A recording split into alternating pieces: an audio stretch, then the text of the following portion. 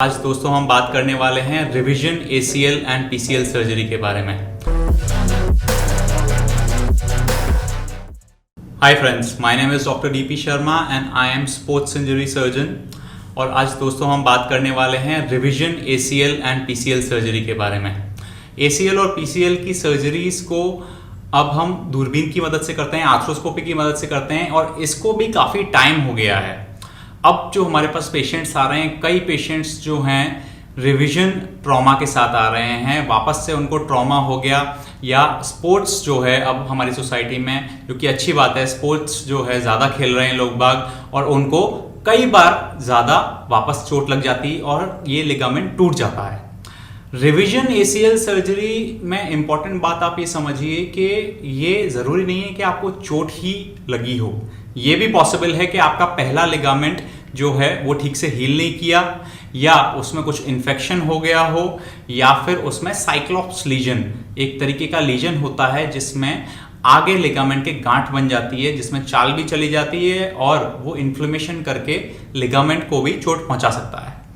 तो इन सारी चीज़ों में आपको रिवीजन ACL सर्जरी की ज़रूरत पड़ सकती है और इसकी डायग्नोसिस दोनों तरीके से की जानी चाहिए। क्लिनिकल डायग्नोसिस जिसमें आपके स्पोर्ट्स इंजरी सर्जन आपको एग्जामिन करेंगे और आपको एक क्लिनिकल टेस्ट करके ये बताएंगे कि आपको MRI कराने की ज़रूरत है कि नहीं है, डिपेंडिंग कि आपका नी लैक्स हो गया है कि नहीं। उसके बाद इसका MRI किया जाता है। इन्वेस्टिगेशंस में अगर आपको रिवीजन ACL सर्जरी की प्लानिंग करी जा रही है तो ऐसा भी पॉसिबल है कि हम आपका CT स्कैन ऑर्डर करें। उसका रीज़न ये है कि हमें ये देखना होता है कि जो हम नई टनल बनाएंगे ग्राफ्ट को पास करने के लिए, कहीं वो पुरानी वाली टनल से मिल ना जाए, नहीं तो वो Day 1 फेलियर हो जाएगा। अब डायग्नोसिस की बात हो गई, ट्रीटमेंट की बात करते हैं। तो ट्रीटमेंट में हमें क्या क्या चैलेंजेस हैं।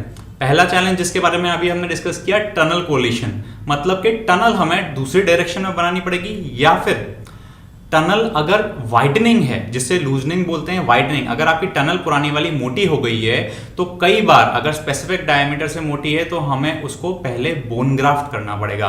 पहले हमें उसे कुरेद के अंदर हड्डी का बुरादा भरना पड़ेगा, उसको हील होने देना पड़ेगा, नी की सफाई की जाएगी और जब वहां सॉलिड बोन बन जाएगी वापस हम उसमें लिगामेंट लगाएंगे। तीसरा इसमें चैलेंज आता है दोस्तों ग्राफ्ट सिलेक्शन का। Graft selection generally Indian subcontinent में हैमस्ट्रिंग ग्राफ्ट बहुत कॉमनली यूज किया जाता है, इसकी अच्छी स्ट्रेंथ होती है। तो अगर उस पैर का यूज कर लिया है हमने तो हमारे पास क्या ऑप्शन बचता है? हमारे पास ऑप्शन बचता है दूसरी साइड का हैमस्ट्रिंग, हमारे पास ऑप्शन बचता है क्वाड्रिसेप्स टेंडन का ग्राफ्ट या फिर हमारे पास बचता है एलोग्राफ्ट यानी कि किसी और की बॉडी से लिया गया टेंडन। इन सब चीजें और कभी कभी हम पेरोनियस टेंडन का भी ग्राफ्ट लेते हैं। तो इन सब चीज़ों का एक चैलेंज होता है, पेशेंट से अच्छे से डिस्कस करा जाना चाहिए और उसके बाद हम आपकी ACL की सर्जरी करते हैं रिवीजन।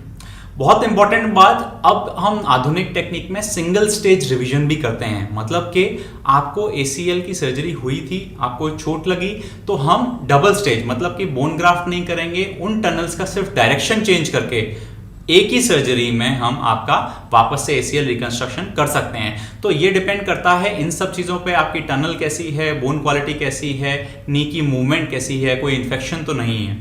तो अगर आपको ACL या फिर पुराने ACL करे हुए उससे कुछ संबंधित तकलीफ है या रिवीजन ACL करना है तो आप नीचे दिए गए नंबर पे आपकी रिपोर्ट्स व्हाट्सएप कर सकते हैं and we will be very happy to help you. Thank you so much.